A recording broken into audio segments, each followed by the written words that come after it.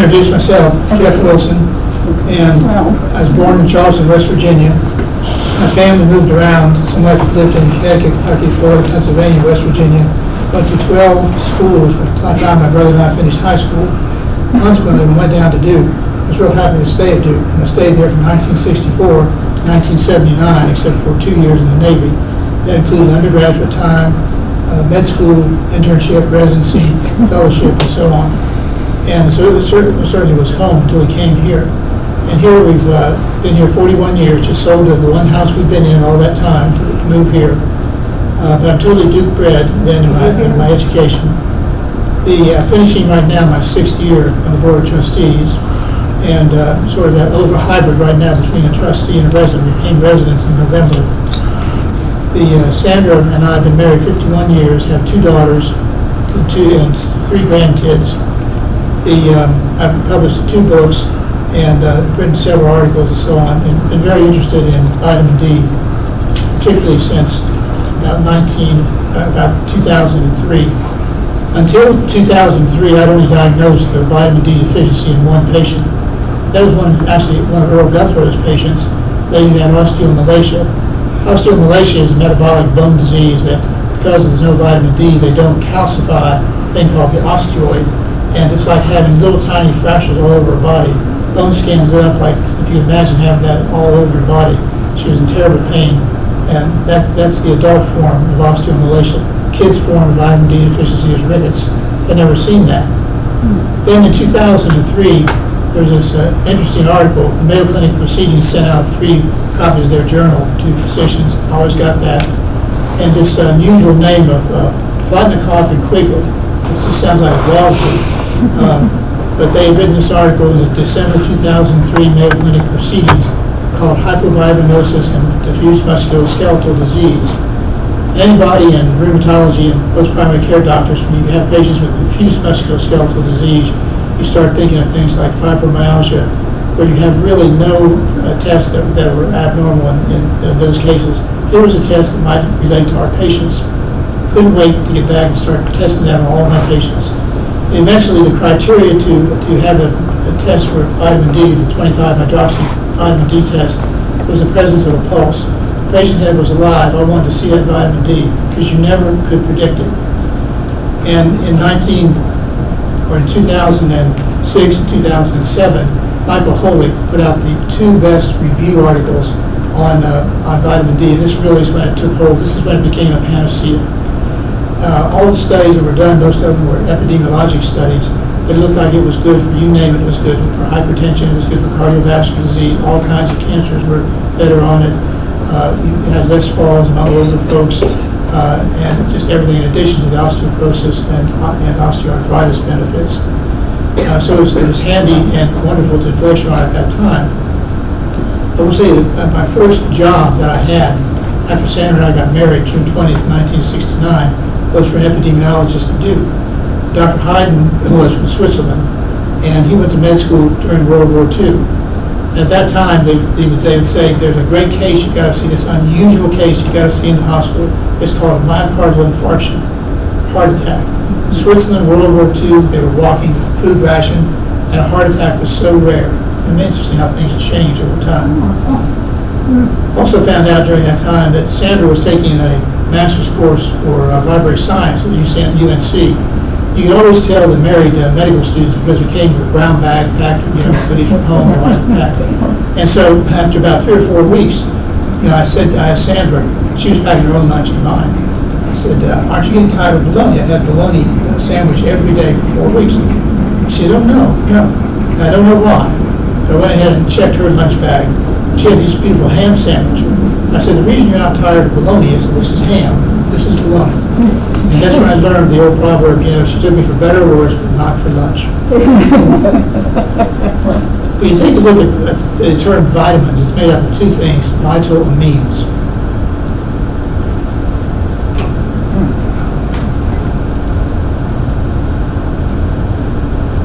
And by vital amines, this means elements that you have to get from outside the body. You do not make any of these. Most typical example most of us have is patients who develop scurvy on those long cruises without having fresh fruit vitamin C. Vitamin D is totally unique because you will produce it with your own body with sunlight, in response to sun. We found something that was very interesting, and I've ended up following, in the last few years of practice, about 2,700 patients who had vitamin D deficient.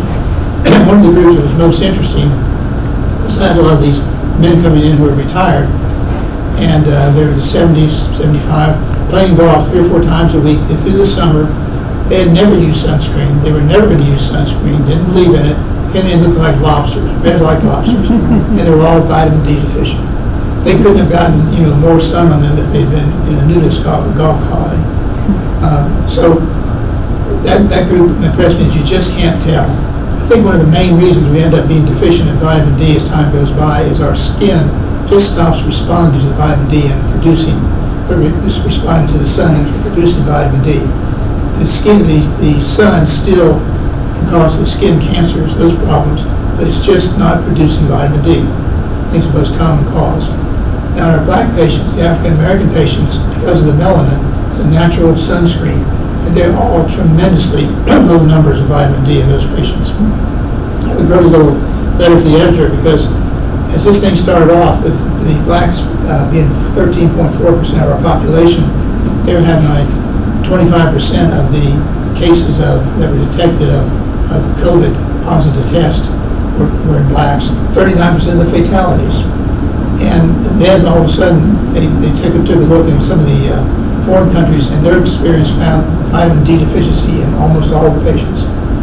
So the vitamin D was doing something. The blacks particularly needed it, and it's something you wouldn't wait to be trying to build up levels. You really started to replace it and take supplements. Your dermatologist, if a good dermatologist looks like Stu Bruce or Janet Hickman, they look like Casper the Ghost. They've never had a ray of sunshine that's hit their skin if they could avoid it. And when taking a look, once Holick did his studies, we realized we had the wrong normal range of vitamin D. Instead of like 5 to 50, normal range is going to be 30 to 80 or 100. So now the new deficiency was less than 30 nanograms per ml. But the thing that we had not defined, because we hadn't been doing this for 50 years, was what was really vitamin D insufficiency, and what would be an optimal dose of vitamin D. And I found that particularly in my patients who had history of family, history of breast cancer, or they'd had it, I wanted their vitamin Ds up around 50 or 60. Most of them have done that. One of my front office girls who had terrible problems with migraines, her vitamin D was running around 24, 25. Started taking vitamin D to get it up around 50, and her migraines, had been much, much better. There's never sufficient study type of things to publish, but it sure was important to her. So you want to have a blood test. The blood test that you have to diagnose is a 25-hydroxy vitamin D. For the first, I guess about 5 or 6 years, we were trying to push people looking at vitamin D. They would often do the 125-dihydroxy vitamin D.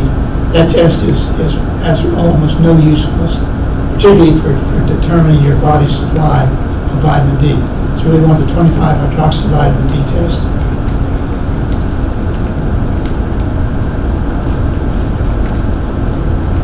Has everybody been on vitamin D? Anybody not taking it? Well, there are several forms of vitamin D, and D2 is by prescription, and that's ergocalciferol, and it's lanolin-based, so it's animal-based. So if you have somebody that's alpha-gal positive, they may well not be able to take that. Actually, you may also know all the gel forms of pills are from animal-based. So a lot of people with alpha-gal have trouble with any kind of gel preparation. The D3 is over the counter, and it comes in different sizes, but 125 micrograms is equal to 5,000 international units, and that's plant-based, soy-based. When I started with the vitamin D, you really had no idea about how to begin it. And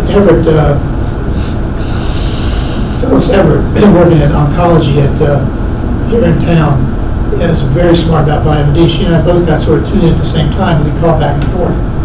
I've got this patient, I'm doing this, I can't get his vitamin D up. I've got this patient. For a while, people said, oh, vitamin D3 is the only form you should take. You shouldn't take it. They ended up mixing it and so on. But I would start off at that time, maybe take the vitamin D by prescription once a week, 50,000 international units weekly, and about 2,000 to 3,000 international units of D3 every day. But the key thing was to follow up on the patient and find out what they did, how did the range change, and go ahead and adjust your vitamin D according to that. What we found out is that quite a variety. First of all, of course, the black patients were much lower to begin with. But there were some patients that, and their families, that had very, very low levels. You do vitamin D, and did that just recently in the free clinic when one of our nurses there, her vitamin D was like 8. And her doctor started replacing it. And I said, now what, get your daughter checked. Because we see extremely low vitamin Ds. Those are people and families that are really prone to connective tissue and autoimmune diseases like lupus. The dosage we decided with, in general, with vitamin D, if someone has insufficiency, 2,000, 3,000 international units a day. And then the COVID, we've been doing, recommending in my family, 5,000 international units a day. People always worry about vitamin D toxicity, extremely rare. And they say that you would have to take the 50,000 international unit size D2 every day for 3 months to get vitamin toxicity. And I think that's probably right. I had one patient who had done that. She came in from a nursing home, grandmother of one of my other patients, and I saw the orders written that way, and I said, well, this must be a mistake. You have not been taking that much, have you? Well, she had. And so she fulfilled those criteria. Her level was the highest I had seen, 141. So indeed, she was vitamin toxic from that standpoint. The thing that determines toxicity is what your body does in terms of calcium and handling the vitamin D. If you develop hypercalcemia and have symptoms and problems from that, then you're truly toxic from the vitamin D. Never saw that. Interesting thing about this lady is she had a bone scan and bone density of a 16-year-old. She had the toughest bones you've ever seen. I don't know if she had that before, but I'm wondering in the future we're going to see something where they say, when we develop someone, find out that they have this vitamin deficiency, we're going to really blast them. Because maybe somehow the system is lulled, it's not responding. You got to really jerk it into kind of like a prednisone or steroid to taper, hit real high first, kind of get things to react, then taper down.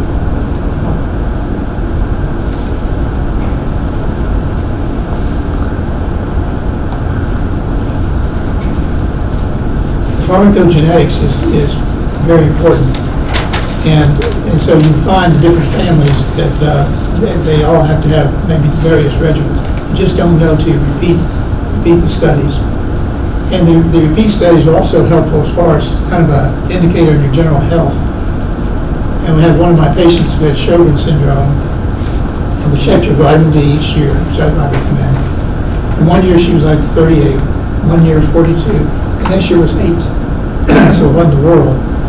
And she was assigned that she had developed a malabsorption problem. And your other vitamins that are malabsorbed, fat-soluble vitamins, A, D, E, and K.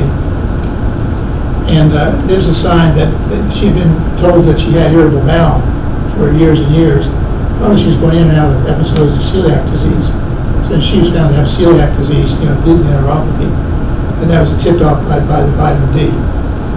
Got her on the gluten-free diet, and vitamin D came back up on her previous regimen.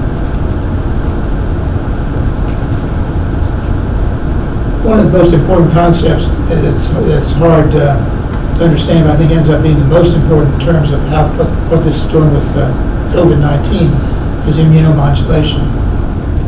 And what we like to do is we want the immune system to work well enough that it's going to take care of infections. We don't want to suppress so low that it can't take care of basic infections. On the other hand, we don't want it to overreact. When your immune system overreacts, you get into the autoimmune diseases, and that's really the mechanism of so much of the really severe COVID-19 cases, a hyperinflammatory reaction. I had my patients with rheumatoid and really started into getting everyone's vitamin D up to optimal levels. It was interesting. They noticed various things. Some of them noticed their hair grew more. They noticed their nails were harder. And a lot of times, if something came out where they had stopped the vitamin D for a while, had to stop it, they really wanted to get back on it.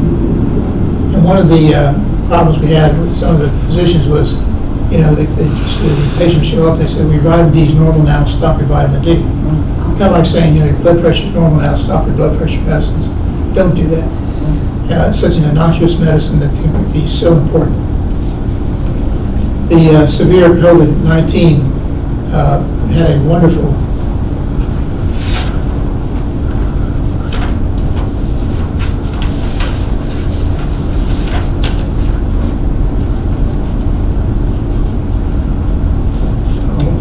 just taking care of my patients before the COVID-19. There are 8 rheumatoid patients. Many of them are on prednisone, low dose. No one likes prednisone. And what's the one thing prednisone does? Ladies, you are particularly sensitive. Makes you gain weight. I'd have patients coming in, they're doing better, their arthritis is better, and they say, that makes you gain weight, doesn't it? I said, well, no, it doesn't. It increases your appetite. If you don't respond to that, you don't gain weight. Well, they don't like that. That's not a great explanation at all. But this would allow us to maybe taper down off the prednisone slowly. Then I found out, this is a time that about 19 or 20 years ago, they were starting to bring in the biologic agents for rheumatoid, the Enbrel, the Remicade, those very, very good medicines. And I think the drug folks were maybe irritated with me because I really wasn't pushing into those medicines. They hadn't been used for 20 years. The most common side effect was poverty. And I just wanted to see what we could do with vitamin D. All of a sudden, we're coming off prednisone. We're tapering down on methotrexate. We're tapering off methotrexate. We've been on Plaquenil. We come down to 1 a day on Plaquenil with the vitamin D. Patient's doing well. No activity of disease. We stop the Plaquenil. The vitamin D can maintain some people by itself. Fascinating. And that to me means it is immunomodulating. It's controlling the immune system just where you want. Not too little, not too much. That's immunomodulation. That was evidence to me of that. Well, over the last 10 or 15 years, we've gone from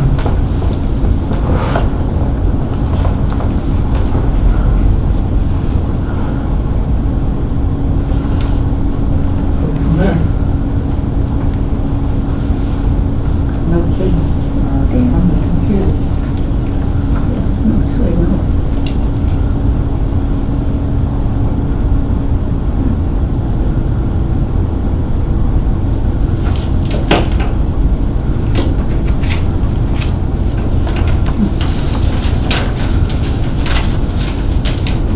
Follow along in your outlines. It's exactly the same slides are exactly like this. It went from being a panacea to pariah.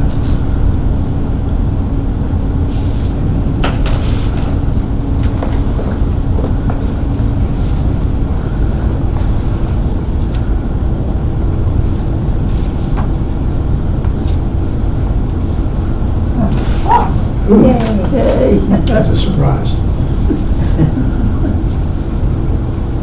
And all the studies that are being done, the idea of a lot of the scientific studies are, your intention is to prove something that's not true, not right.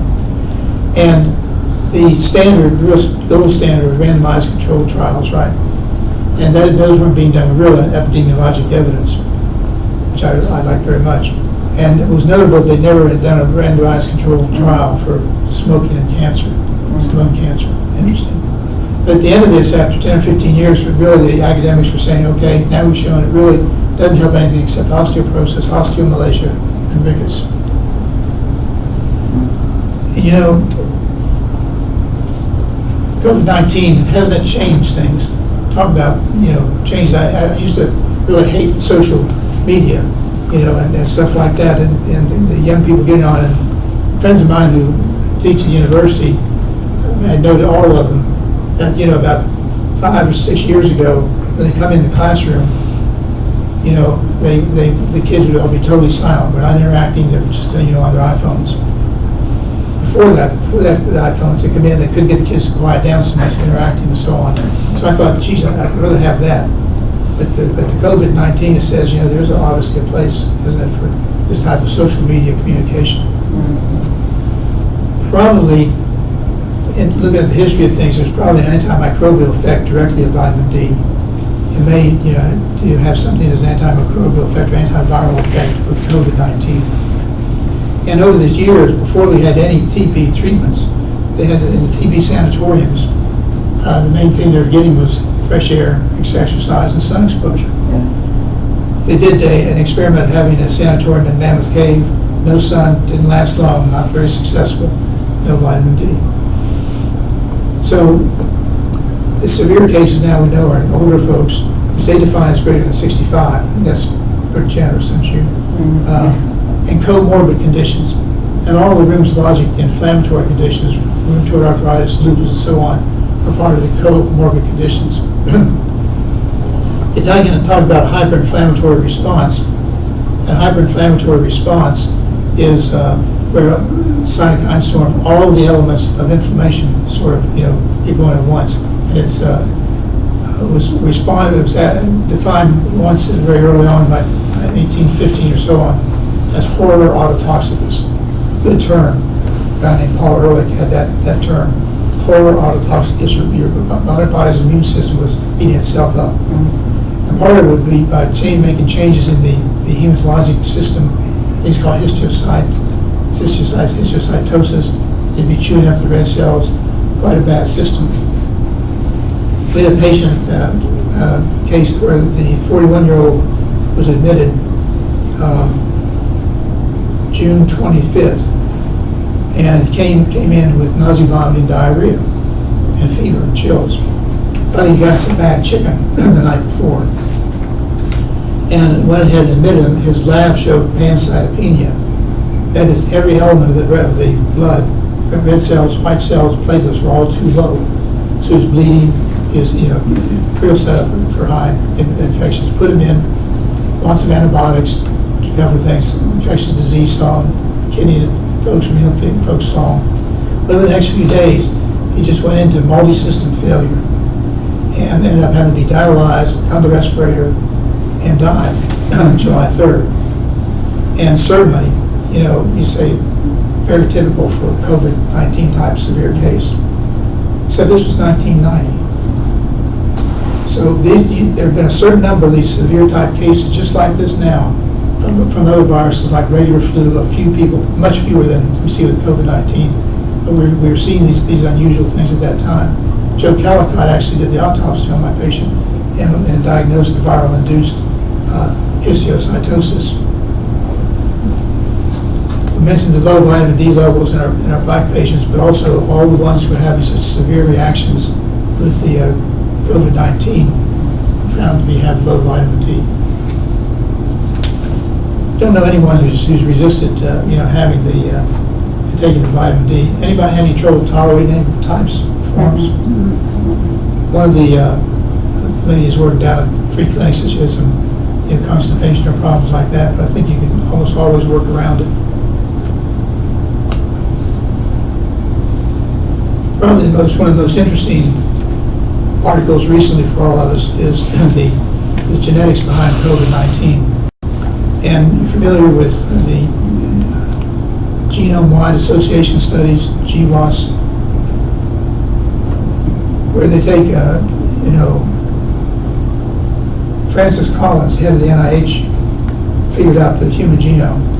He thought it'd probably take, a year to work through any individual's genome, but now, with a certain amount of money, you can do it quite quickly in the computers. And when they do a genome-wide association study, they'll take a look at all these folks and see what things show up. And the interesting thing with COVID-19 was their increased number of those folks had abnormalities in the ABO blood group locus, 9q34.2, which relates to blood type A. And they had a multi-gene locus, 3p21.31. I'll tell you, when I took genetics, med school and so on, it was sort of like, when you cross this pea with this other pea with, white flower, yellow flower, and how many Drosophila changed their eye color. This stuff nowadays is incredible, truly incredible. But they're going to get these patterns. So if you have people who you ahead of time had the genome knowing that they have this and this abilities. These are the susceptibilities that you've inherited. And if you're not hit with a COVID virus, it may not trigger it off. But if you've got those susceptibilities and the COVID virus hits you, you have a much greater likelihood to have a very severe form. Wouldn't it be nice to know that ahead of time? And among the things you would treat those patients with would be the dexamethasone, which you've heard about, because that acts primarily as a wonderful anti-inflammatory, calming down the tendency to a hyperinflammatory condition.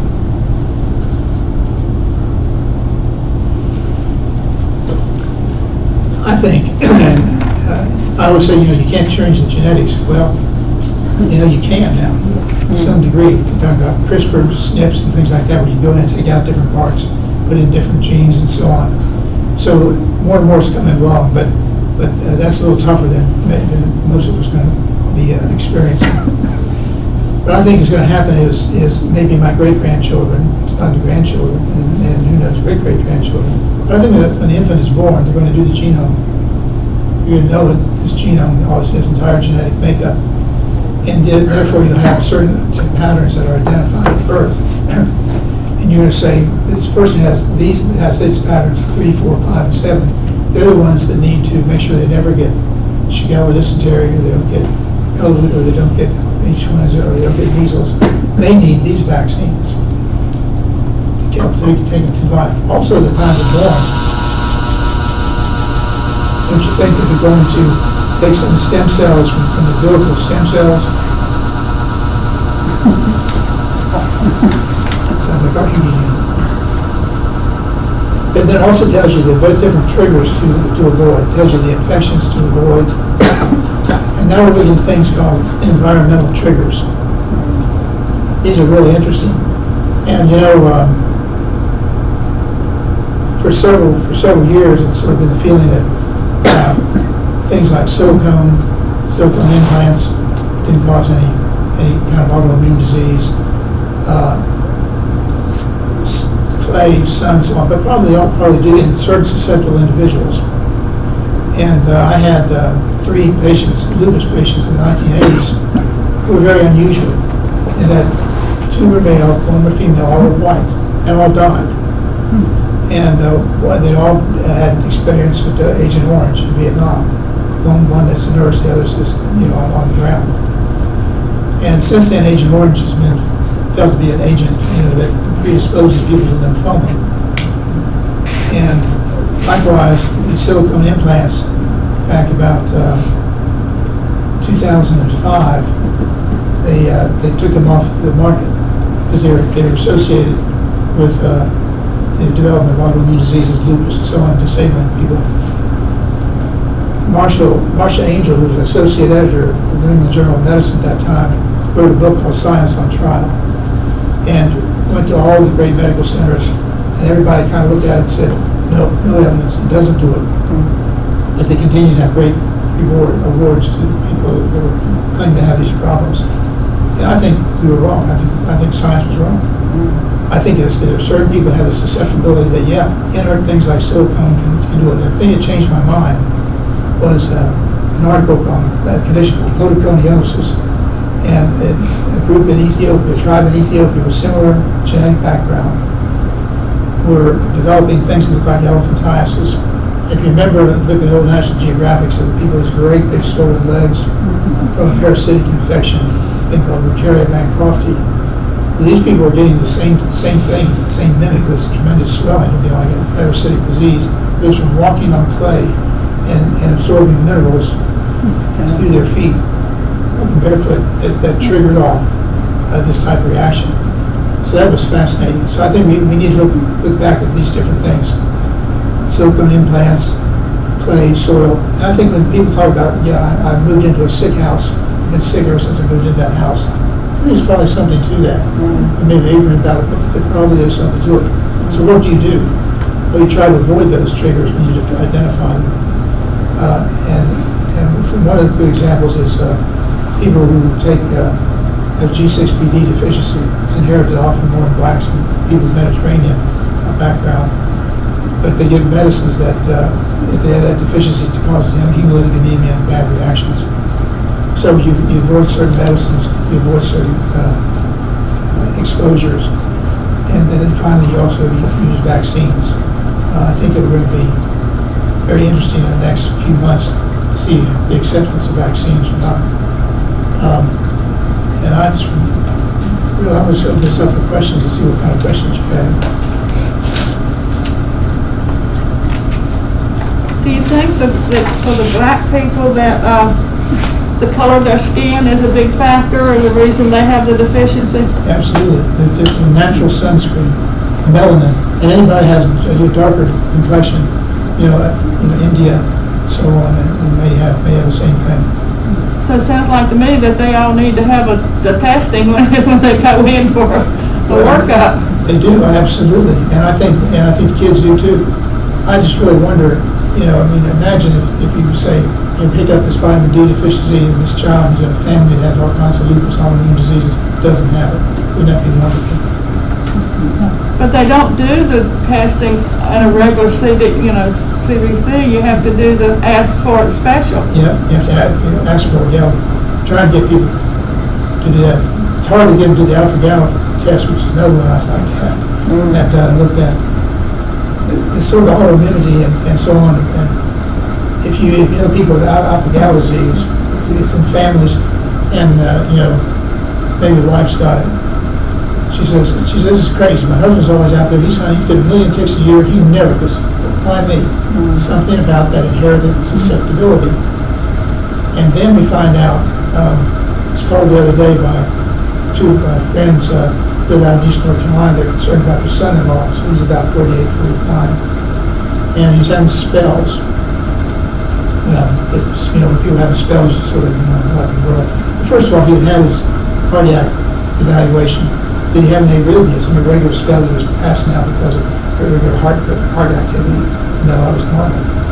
And a neurologist thought that maybe he was having some petty marble type seizures, put him on seizure medicine, wasn't doing anything.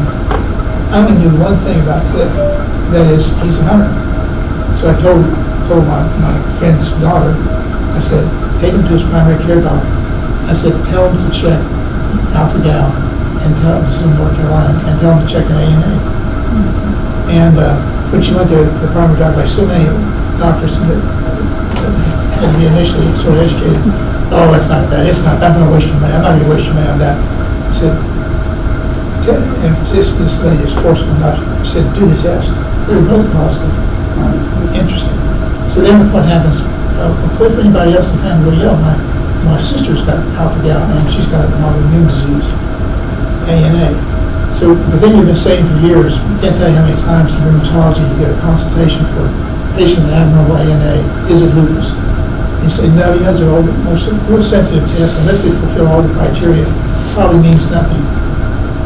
Well, think about it. ANA is anti-nuclear antibodies. And something about your body is producing antibodies against the nucleus of your cells. It's pretty interesting. And so I think that we're going to find that those things do mean something, that these people are more prone to the alpha-gal, are more prone to autoimmune diseases developing later on. Can you do something to avoid that from occurring? Yeah, if you have alpha-gal, of course, watch the meat. But also, maybe the vitamin D, maybe there's something else going on that you can change and modify to keep the stuff from expressing itself. So the way things work, you have inherited susceptibilities with your genetics. A lot of people think, genetics, talk about, what runs in your family. Everybody sort of thinks genetics are bad. Oh, geez, hypertension, cholesterol, cancer, so on. Well, remember, the genetics also probably gave you your intelligence, your nice looks, your athletic ability. It does good things too, right? It's not all bad. But you just want to find out, define them, and how can you modify them, if not directly, indirectly, keep things from occurring. That's I think, our future. Any other questions, Jack? Is there anything that you can take to enhance the absorption of the vitamin D into your system? Or do you need anything else to help enhance that absorption? Not that I know, but you have to make sure that, if you're bruising and so on, that you don't have malabsorption where if fat soluble things are not being absorbed, then you have to investigate and find out why. Okay. In other words, maybe it's celiac disease. This one patient is very interesting. Sjogren's patients have so many autoantibodies, it's not even funny. So No surprise they develop B12 deficiency, almost always autoimmune now, and that can sneak up on you. Our genetics also have what I call kind genetics. Kind genetics is the kind that, yeah, my family has hypertension and cholesterol, but those genetics don't unfold and express themselves until I'm 40 or 41. And I'm really glad they didn't express themselves in cancer or something like that, as childhood. Let's live our childhoods without all that problem. Now, the gelatin in gel caps, how do you get away from that? Capsules that you should be taking versus, even if you're not alpha-gal, I don't love taking the gelatinous caps. Well, most of them make tablet forms, and some of them don't. Yeah. And then of course you're hung by your plan D, your prescription plan that says no, we don't carry that sort of thing. Right. Well, is there any harm in puncturing the capsule and the gel and squeezing it into food or something that you can take? Is there I don't know. Okay. That'd be good for the people's pharmacy, wouldn't it? Yeah. All that in say. Okay. And also the clay that you talked about being an environmental, is that also the clay in pottery? Maybe in some people it is, and we don't know. But they then had another tribe in Uganda that they had minerals absorbed walking on volcanic soil. Right. I just thought it was interesting. Sometimes people say, they'll have this and this, and this happens so much. How that has nothing to do with it. Well, listen up. Maybe something really that's important. When we were being, raised, there's nothing better than a lot of sun. Couldn't get too much sun. Right. Whenever you put on that copper tone stuff with oil, iodine with oil, they got more and more. Yeah. If you have Celtic skin like my wife's got, then the dermatologist is going to love you for a long time. And I have one more. And the genome mapping at birth, is that looked at as a good thing to do, to keep doing it? I mean, to do it a lot, or is it encouraged? Is it? Oh, I don't know about encouraged or not or something, but to me eventually it's going to be the standard. Gosh, it's just so important. It means so much. Are they doing it now? Some places are probably doing it, but maybe still more experimental and investigative. Okay. But doesn't that make sense? I mean, wouldn't you love? Yeah. Okay. So the genome-wide association studies. Francis Collins, who is head of NIH, grew up over in Waynesboro. There's an interesting book called,